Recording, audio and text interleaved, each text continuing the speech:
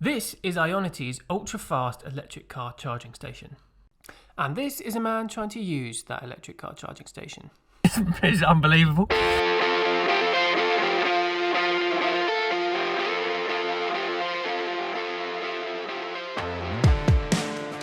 Today we're talking charging, specifically Ionity's super fast, ultra fast 350 kilowatt chargers. If you don't know, Ionity is an electric car charging company, but it's owned by a conglomerate of established car makers such as BMW and Volkswagen. Now, there's a bit of controversy around Ionity, mainly because last year they jacked their prices up to make it more expensive to use an electric charger from them than it is to fill up a traditional internal combustion engine car. There are some pretty crazy internet conspiracy theories about how this is established car makers trying to stamp down on electric cars. I'm not sure if I buy into them, but I wanted to see how practical and useful and if there was any real benefit to using Ionity over any other charging service. So that's exactly what we're going to do in this video.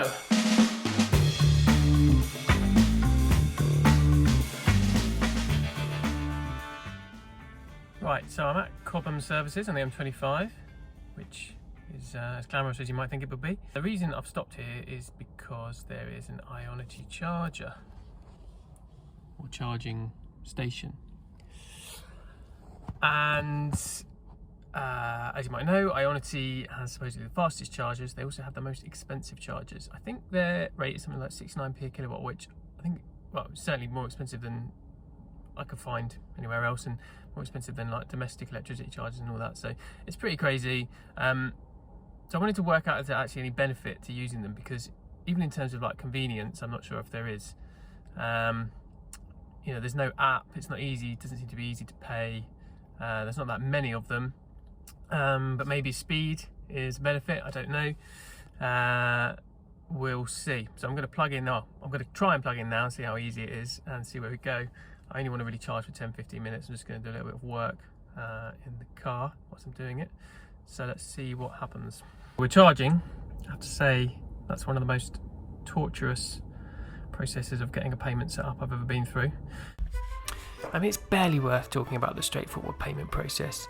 I mean, all you have to do is enter your personal details, don't forget your fax number, choose your billing method, select a payment method, select a payment currency, select a payment method again, log into PayPal, get a one-time passcode for PayPal, enter the one-time code, and you're good to go. It's unbelievable. Where are they getting this website design from? And at the moment, rather frustratingly, I'm charging at 23 kilowatts on a 350 kilowatt charger, and it's got nothing, well, it has got something to do with the car. I'm sure the car's probably just preventing too aggressive a charge, maybe, but it should be able to ramp up to much more than that. So I'm going to sit here for 10-15 minutes to see where it goes, and then we'll probably stop if it doesn't get up to anywhere close. But you know, it should be ramping up to significantly more than that to make any value out of using these chargers. Otherwise, what's the point?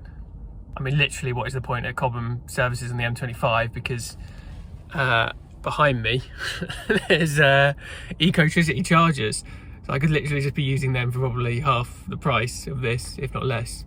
And at the moment getting the same speed if I was on the CCS charger. So let's see what happens in the next 10 minutes. On this specific station, you can also create this handy trip hazard due to the location of the cable and this over-engineered support mechanism. Right, so we're now about 10 minutes in. I'm still on 23 kilowatts for reasons that are beyond me. I don't know whether it's something about half paid, but it's completely, there's nothing at the charging site that would tell you that. So at the moment my conclusion is that it's essentially pointless and I might as well disconnect. There is literally a CCS charger behind me, Ecotricity one, which I could be charging on for half the price at twice the speed. So it's not going well in my experience of Ionity. But who knows, maybe it's about to just massively ramp up to 300 kilowatts. Let's find out. I'll give it another 5 minutes. But in a surprise turn of events, nothing happened. So it was off to Ecotricity for a better charge.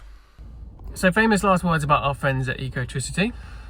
I disconnected from the Ionity charger because it's ridiculous and wasn't charging fast and it's costing me a lot of money. I thought I'll just nip over to that Ecotricity. 3 pumps here at Cobham. One is in use, although only the Type 2 connector is in use. So I thought, brilliant, here's the CCS one, there's one CCS. Scan the code, it's out of order. Doesn't say out of order on the screen, doesn't say out of order on the app, but it's out of order. So, another interesting day in the world of electric car charging. It's not going great. It's a bit ridiculous the way things are at the minute. Like, you know, this is a service station as well, so, you know, traditional fuels, they are legally obliged to sell fuel 24/7, 365, as far as I'm aware. Yeah, with electric charging, you know, they've got a station, but they don't work. There's no kind of enforcement of that, which I think is something the government's going to have to look at. So we'll see whether anything develops with that. But yeah, it's a bit of madness at the moment. So, conspiracy?